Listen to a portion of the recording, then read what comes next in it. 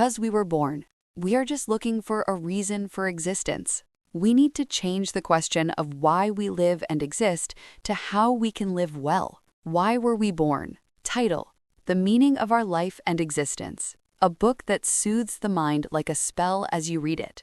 We start with why we were born. Even the meaninglessness of the life we were born into, with no clear meaning or purpose, accompanies it. On the other hand, it also carries the ambiguity of not knowing when you might die. We humans and other living beings didn't choose to be born. We didn't choose the time and space we were born into. We're simply the product of chance, a coincidence that brought us here. Therefore, realize that only this place that exists is heaven. So, the question, why were we born? What is the purpose of our existence? Is a foolish question. Since we were born and will inevitably die, all we have to do is live happily while we are alive. We are just a life thrown by chance, but if we continue to focus on the question of why we were born, we will eventually find the answer. Even when talking to others, I speak with the urgency of knowing I could die tomorrow, as if every word were a will. It is. On freedom without goals. I have to say this earnestly. If we were born by chance and should live forever, we also have the certainty that we must die. The combination of these four different contradictions is the essence of our birth and existence. We weren't born for a reason. We simply search for a reason because we were born. If we weren't born and didn't exist, there would be no reason to search for a reason. Even as we live today, we must live today to the fullest with the urgency that we could die tomorrow. You just arrive at an emptiness that you can't get out of. Because we have no special purpose or meaning in life, we are completely free from the burden of having to achieve something or from the sense of duty to live for someone else.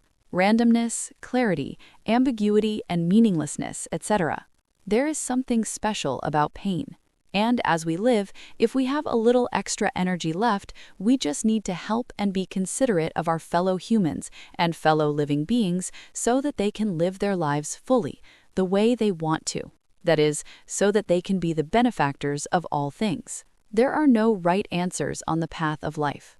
Today, during this life that I exist, I just need to live my life completely, fully, as I want, enjoying it perfectly and happily. Because there are no right answers on the path of life.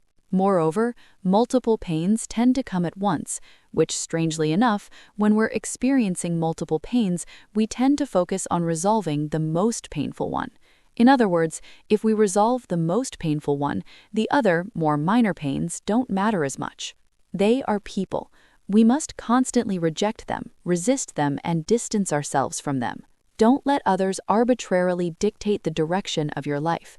You must find and walk your own path, and you must take responsibility for the path you have walked.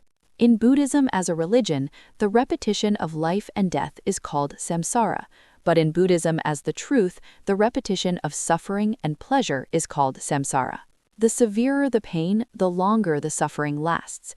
There is a tendency for pleasure to be maximized when that pain is relieved.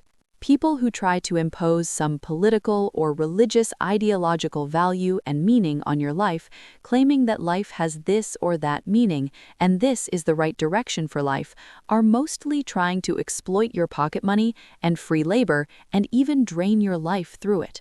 The path of life is generally painful. However, that suffering is more than just a bad thing. It plays a vital role in our lives. Without suffering, there is no pleasure, and pleasure can easily turn into pain. Hunger is pain, but as soon as you eat, that pain turns into pleasure. Only through pain can you truly understand the joy of pleasure. The repetition of suffering and pleasure is reincarnation. Because of this nature of pleasure, pleasure can become pain, and pleasure can turn into pain. Once pleasure is acquired, it ceases to function as pleasure after a short period of time. So pleasure drives us to seek stronger and stronger pleasures, and then yet another. Because of this very nature of pleasure, pleasure can turn into suffering. What is the nature of pleasure? And if pleasure is good, why can it also be painful? One of the important characteristics of pleasure is that once pleasure is obtained, it is no longer pleasure. If you don't control your desires for money, fame, or anything else, you'll only pursue them endlessly and endlessly. Even pleasure, once experienced, is no longer pleasure. It becomes more intense. If you live, you only have about 10% of your time in pleasure. The only thing that can fill 90% of your time with pleasure is drug addiction. As you live, you will realize that 70% of life's journey is a time of suffering. Longer and longer, the pursuit of ever more unusual pleasures ultimately leads to the destruction of life. This trait is also why spouses we once loved so much end up hating us after marriage. This is why they say the most wonderful men and the most beautiful women are always new. Another characteristic of pleasure is that once one pleasure is satisfied, they tend to pursue multiple pleasures simultaneously. Now that they've earned a certain amount of money, they want a pretty woman and children. Once that's satisfied, they pursue social prestige and power, and so on. In this world, they strive for everything, for multiple pleasures simultaneously. These dissatisfied people often say, "Money can buy everything." Is that really true? Life never allows us to have everything we want. To obtain one thing, we must sacrifice another. This is how pleasure transforms into suffering, preventing us from focusing on the one pleasure we have. That is why the Buddha said that the phenomenon of pleasure turning into suffering and suffering turning into pleasure is all suffering. Life is mostly filled with 70% suffering, 20% peace, and 10% joy. The key is not to focus on suffering or pleasure, but to expand the state of peace in between. If you still feel like your life is filled with pain, try reciting the sentences below as a spell several times. Life requires both suffering and pleasure. We must find our own balance between pain and pleasure. When you are in dire straits, you must change, and when you change, things will work out. If things work out, you will live long and prosper. On sin. The beginning of all evil is someone else's fault. The beginning of all good is my own fault. Someone. Palace, that is change, tong, sphere. When times are tough, you must change, and when you change, you will find success. When you find success, you will live long and prosper. Book of Changes, I Ching. If I am the cause of my suffering, I can change myself. But if I am in an environment where I cannot change others or myself, I have to change them to what I want. But this is not easy.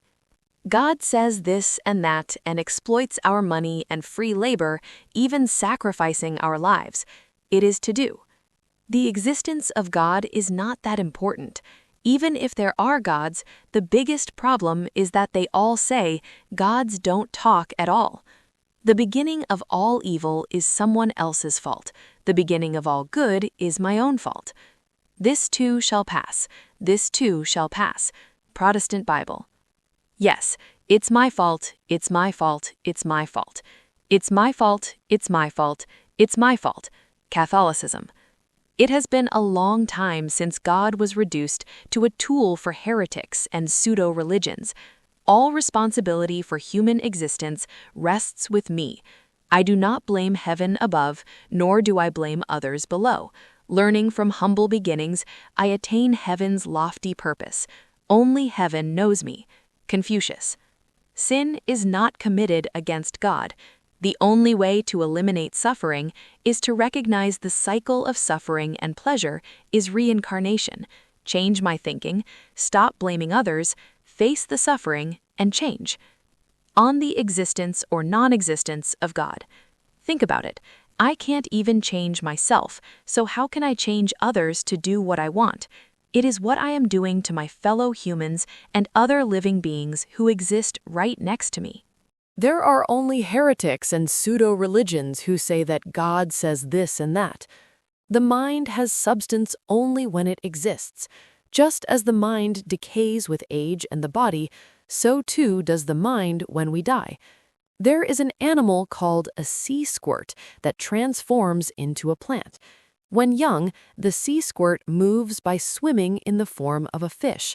As an adult, it buries its mouth in a rock and transforms into a plant that no longer moves.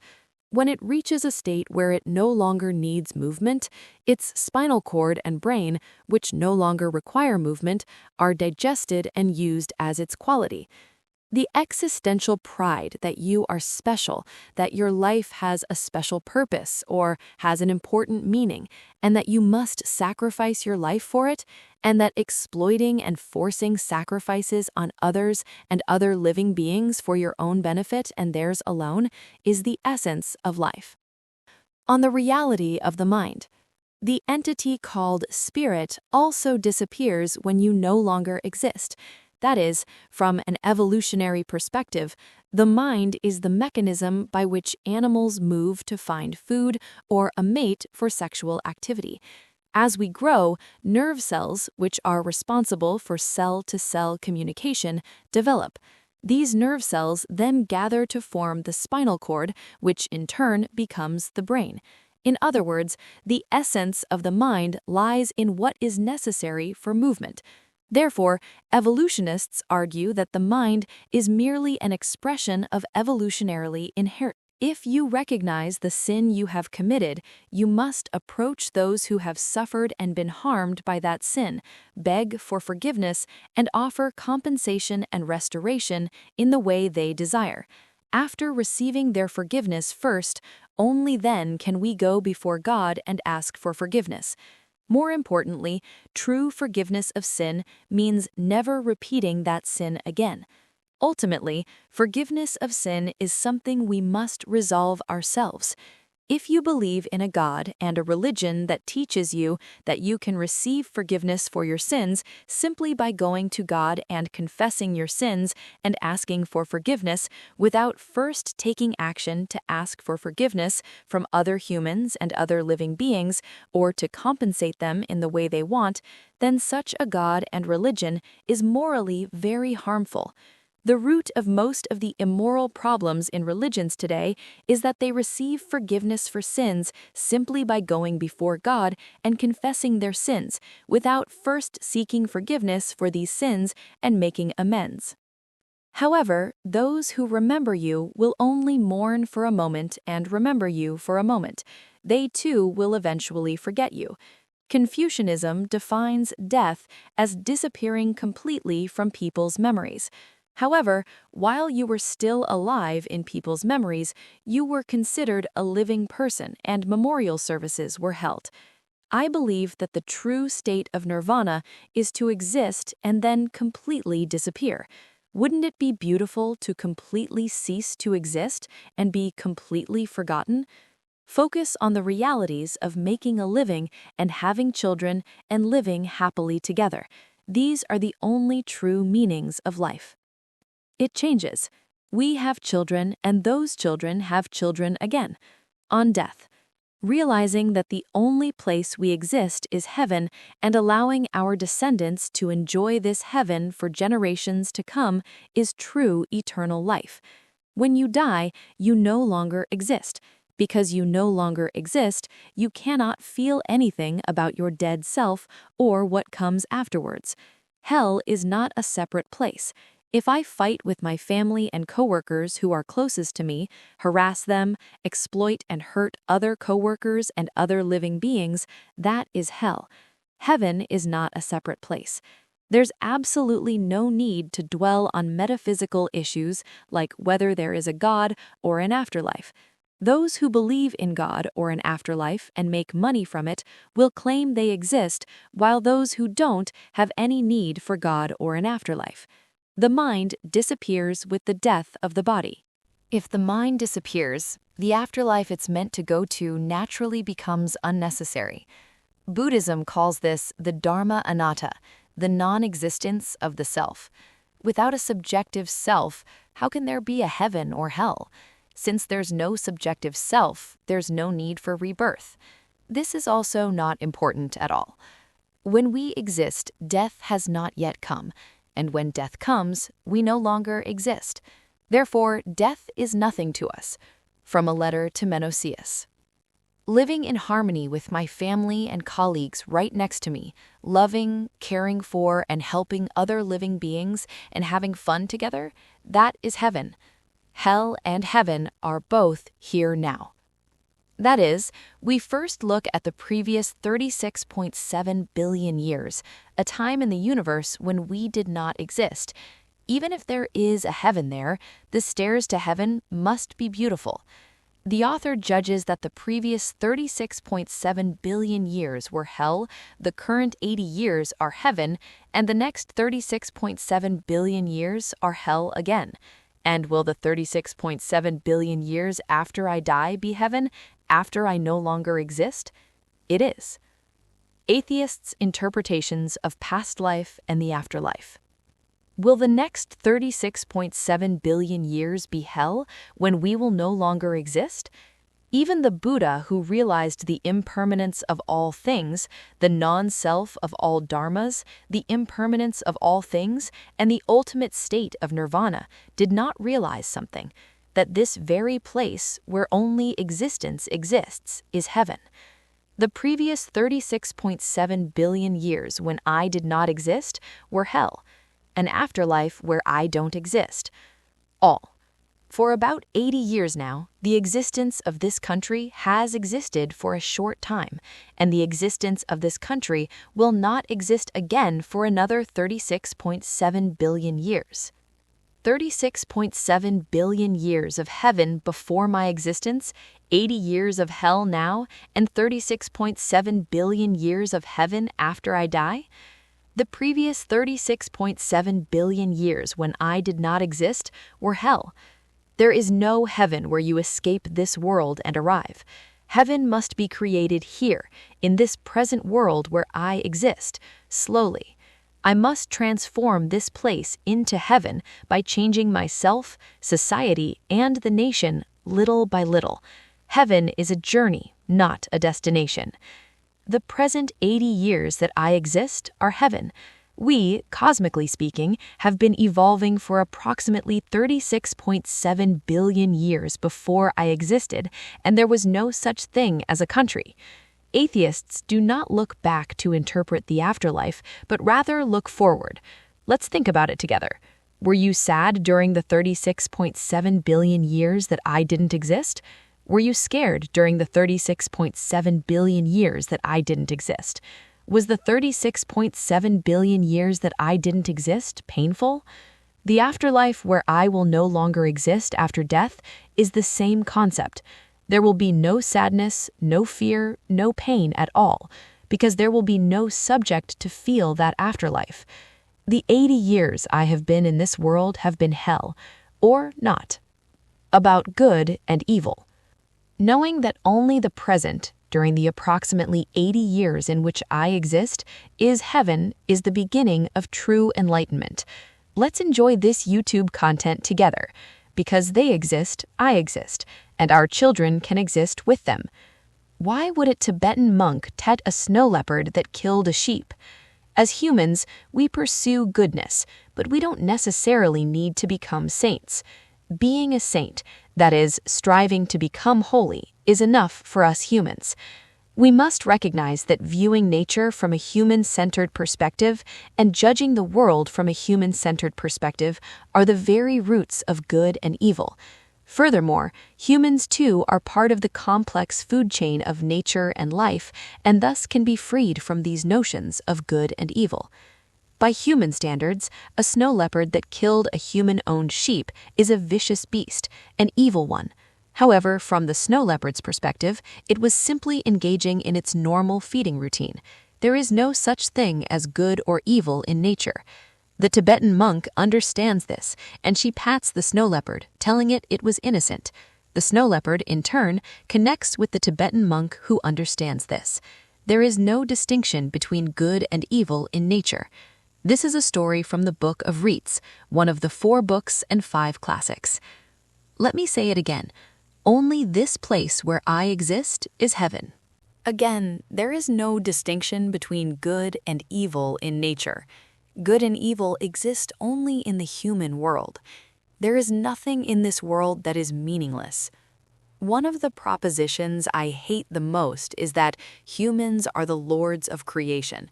Just as our lives and the lives of our children are important, so are the lives of other living beings. You must do it. There is nothing meaningful in this world that does not exist. Therefore, there is nothing in this world that cannot be respected. Therefore, there is absolutely no need to pay respect to things that do not exist in this world. They say there's no heaven in this world, no escape. Heaven is only here, where I exist, where I must transform myself and endlessly, little by little, improve our society, making this world a paradise. Just remember two things. The course of life should be heavenly. Second, there is something called the golden rule that all religions have in common. Use this weak link to amplify your fear and ignorance. Never do to others what you would not like others to do to you. On human relations. Human relations are not difficult either. Give love to your family or others, but never expect the same amount of love in return. Expecting something and not receiving it in return leads to resentment, and this can lead to the breakdown of relationships. Why do we maintain good relationships with pets like dogs and cats? Because we expect nothing from them. How can those who cannot make it to heaven now enjoy eternal life in heaven in the next world? First, even if there is heaven, shouldn't the stairs leading to heaven be more beautiful than heaven itself? This is what people who want to exploit you do. They create religions, ideologies, and beliefs, instill them in you, and use you to exploit and consume you for their own gain and purposes. It's important to remember that most of the people who committed mass murder on a large scale and turned this world into a hell were those who wanted to make this world a paradise for a specific religious or political ideology. It's crucial to note that this golden rule is negative.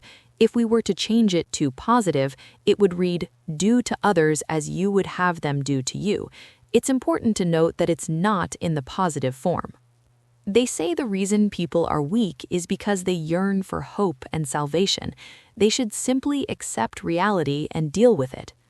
An independent human being who solves the problem of making a living on his own. Forcing someone to go to heaven with me is violence. If you do it, you must do it. Should you unconditionally do to others what you find good in others doing for you, even if they don't want it? Absolutely not. Even if something is good for you, others may not like it. Even if you like it, others may dislike it. So even if it is something good that someone has done for you, before you do it to someone else, ask the person first and see if he wants it. It is one of the castles. This violence is the main cause of the breakdown of human relations, society, and nations. Doing something unconditionally and knowingly that it will be good for others without asking them is violence. This is the premise and starting point of a dignified human life. First, you have to solve the problem of making a living yourself. Human beings are dignified beings. However, human dignity is premised on certain conditions, because you can meet philosophers with different perspectives. If you want to live happily, you must strive for excellence. However, don't compete with others. That only increases stress. Instead, compete with yourself. When we were young, we felt proud when we won against others. As we grow older, we should feel proud when we've improved from yesterday. That is, when we strive for excellence. Life is ultimately a battle with ourselves. The standard for happiness is to set your own goals and reach them. If you base your happiness on other people's goals, achievements, or fortunes, and compare your own state to them, you will never achieve happiness. So sometimes when Christians say that they will believe in Jesus and go to heaven, I firmly say that they will not go to heaven, but to hell. If you go to heaven, you will only be able to meet Jesus and Christians, but the premise is that we must solve the problem of providing for ourselves. If we cannot solve the problem of providing for ourselves, we will never be able to live a dignified life as human beings. What should I do to be happy? Second, we must escape the boredom of life. Third, we must constantly learn, practice self-discipline, and reflect. As we age, we don't automatically become wiser. If you go to hell, you will live a different life from Confucius, Buddha, Muhammad, Darwin, Nietzsche, Russell, and countless other religious people. The baby can't be turned around. What is good for others is called sacrifice, what is good for both is called coexistence, and what is bad for both is called competition. These four things are organically linked to form a complex ecosystem. If we do not constantly reflect, shamelessness will increase more and more. You must always stay in the present moment. If we do not practice self-restraint endlessly, greeds will increase more and more. There's no need to regret the past. It's already history. We have made countless violent mistakes in the past, such as unifying with just one thing while forcing it on others. If you are anxious, you are living in the future. No matter how much you predict and prepare for the future, others and nature don't revolve around you or for you, so it won't unfold as you predict. That's why the future is called a mystery. What the diversity of nature means to us. I have done it. In the future, we just need to adapt to each changing situation. If you are depressed, you are living in the past. Also, other people and natural circumstances may push you into different situations and directions that you do not want at all.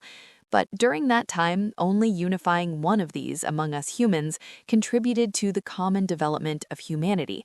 But you know that living in the present doesn't mean living only for today. Historian Jen Woo Young. If we do not learn endlessly, our ignorance will increase. So to be happy, don't regret the past.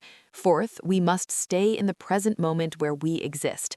Forgive the mistakes of the past, and don't be tied down by the past or have any regrets. The past will always be gone. All we have is the present. So isn't the word for present in English present? Maturity comes from first realizing that this world doesn't exist for me, that it doesn't revolve around me. So no matter how much you prepare, you can't perfectly predict or act on the future. So there's no need to fear the future. Don't worry about the future. If you are at peace, you are living in the present. In nature, there are parasites that are only good for themselves. The end of a selfish life is only doubt about life. As humans, we sometimes parasitize for ourselves, sometimes sacrifice for others, and sometimes coexist with others. This is what the Buddha emphasized. Find your ego and yourself first. Then you can find others, and ultimately reach the state of no self. But if you fail to properly find yourself, your entire life often ends up being selfish. Parasitism, competition, I'm talking about modern capitalism. Even if it's efficient and productive, and if it survives through endless competition, it only increases mental illness due to competition and the anxiety it causes, rather than happiness. A world that prioritizes competition alone can lead to the flawed logic that it's a place of limitless competition, that those who survive are superior, and that it's natural for those who achieve a competitive edge to dominate the weak. Capitalism, which should be founded on fair competition, is actually being destroyed by this theory of limitless competition, leading it toward fascist dictatorship. The only thing that brings joy in a lost existence is drugs. This is what Confucius emphasized. He meant that what's good for both you and me is good. What's good for only one side is not necessarily good. However, by emphasizing the goodness of both, humanity has fallen into communist and socialist practices. This has led to inefficiencies that drastically reduce social productivity, leaving people mired in poverty. We've already experienced this many times, yes. So it is judged that it has made various people and living beings unhappy. Unification by one is very dangerous. It could be a great risk to biological survival. Sacrifice, this is what Jesus emphasized. Seek others and the other self first. If humans sacrifice themselves only for others, they will inevitably experience a loss of self-identity, asking themselves, who am I? Symbiosis. So you and I who exist in the same time and space and live together, walking on water is not a miracle. If we unify as one, if an unsolvable problem arises at any moment, we could all die together. Sometimes it's enough to live in competition with one another. However, if in the process we exploit, persecute, or force sacrifice on others or other living beings, we must recognize this as sin, approach them, earnestly ask for their forgiveness, and compensate them in whatever way they desire. Now we humans must abandon our engineered, artificial, and human-centered lifestyles and shift our focus to an organic, biological life, one that is in harmony with nature to achieve sustainable living. In other words, I believe this is how we can ensure biological permanence through the 6 sources of all things. Again, and we must help each other so that our descendants and all other living beings can enjoy this paradise for another 36.7 billion years. That is, so that all things can prosper. In other words, it's a strategy for long-term survival. The reason we pursue diversity is precisely to increase our chances of survival. Complexity and diversity are not the best, but stable. Simplicity and unity are the best, but dangerous. The reason we emphasize diversity so much is because diversity increases the chances of survival for us humans and all living things. On the diversity of existence, we must realize that each and every one of our fellow living beings is a miraculous, precious, and valuable being who has evolved over the long 36.7 billion years of this universe, and we must share in its precious and valuable meaning with one another. In nature, the 4 relationships of parasitism, sacrifice, symbiosis, and competition exist organically and integratedly to form an ecosystem of complexity and diversity, and this is due to evolutionary stability. Our life's goal: ensuring biological permanence. From a cosmic perspective, it is a miracle in itself that we have walked a path of biological permanence, evolving by chance but endlessly for 36.7 billion years. If, as a woman, I'm unable to have children, please allow the husband I truly love to have children with another woman. If, as a man, I'm unable to have children, please allow the wife I truly love to have children with another man. I think biological permanence is more important. Our life's goal: ensuring cultural persistence. We must define them as enemies of Ryu and resolutely block them. We must pass on our heritage, and it is our duty to further develop that cultural heritage, one by one. If biological permanence is lost due to a physical defect on one side, rather than through mutual agreement, please carefully consider the following. Beyond individuals, societies, and nations, we humans have acquired the thoughts, philosophies, ideologies, religions, arts, and cultures we have acquired throughout our lives. Still, biological permanence comes first. If it is recognized, it is the guarantee of cultural continuity. Therefore, we recognize those who physically destroy our human culture for religious or political ideologies.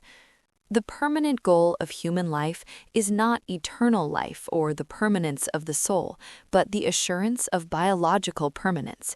That in itself is a miracle. Monk Bepchong. Walking on water is not a miracle, but rather a biological continuation of evolution over 36.7 billion years of the universe. I have marked a point on the long line of cosmic history. As humans, there are times when we experience what we call divine agape love. Humanity's greatest and most distinctive attribute compared to other living beings is our ability to pass on our surplus wealth accumulated in this life to future generations. For individuals, this represents inheritance, and for humanity as a whole, it represents cultural heritage. Again, my descendants dot after my dot, continuing the long linearity of 36.7 billion years of cosmic history, is biological permanence and the way to live forever. Respect all beings. Our descendants, who have inherited biological permanence, will enjoy the cultural heritage of all mankind for eternity. We have blossomed, shared, and enjoyed together. Even if I did not contribute to biological permanence, my thoughts and activities were passed on to others and continued to exist. Legacy is not something that is passed down as is, but something that is constantly being created. Chang Guho. All beings that exist with us. The various religions and ideologies we once cherished didn't survive 5,000 years, and the communist ideology that dominated the minds of half of humanity didn't even last 100 years. What ties in with the 4 billion-year history of our planet is biological permanence. I love and respect all of you, me, us, and other fellow living beings who coincidentally met and lived in the same time and space as me. Therefore, there is absolutely no need to show respect to anything that does not exist in this world. Beings called us. It is. I dare to predict. Until 50 years ago, there was no concept that men and women had equal value. 200 years from now, we will realize that we and that stone lying on the road are precious beings of equal value. As our spiritual awareness grows, we identify with ourselves and everything in the world, avoiding exploitation. It is we who help, and it is we who heal. Dr. G. Venkataswamy. There is nothing meaningful in this world that does not exist. There is nothing in this world that is meaningless. One more time. Therefore, there is nothing in this world that cannot be respected. It was said that after not existing for 36.7 cosmically years, we could exist together in this space-time for a short time for about 80 years, and then not exist for another 36.7 billion years. We humans, until 200 years ago, the concept of human equality didn't even exist. The ostensible reason for the American Civil War was emancipation of slaves. There was no political suffrage simply because they were women. 50 years from now, we will recognize that humans and other living beings have equal value. August 16, 2024. Just an ordinary human being. Moon Ki Bak.